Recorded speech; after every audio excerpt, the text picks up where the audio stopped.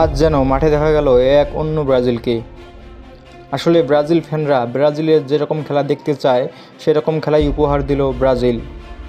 ম্যাচের প্রথম মিনিট থেকে শুরু করে শেষ বাঁশি বাজা পর্যন্ত একের পর এক আক্রমণ সাজিয়ে ব্যতিব্যস্ত করে তোলে উরুগুয়ে ডিফেন্স লাইন, কিন্তু গোল করার কাজটা করতে পারছিল না ব্রাজিল।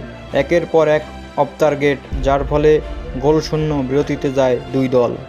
বিরতি থেকে এসেই 55 মিনিটে কাউন্টার অ্যাটাক থেকে ডি বক্সের বাইরে থেকে ভালভার্দের জোরালো শটে এডারসনকে পরাস্ত করে গোল আনন্দে মেতে ওঠে উরুগুয়ে। কিন্তু সেই গোল আনন্দ বেশিক্ষণ ধরে রাখতে পারেনি উরুগুয়ে। ম্যাচের 62 মিনিটে ডি বক্সের বাইরে থেকে জোরালো শটে গোল করে বসেন গারসন, যার ফলে 1-1 গোলের সমতায় ফেরে ব্রাজিল।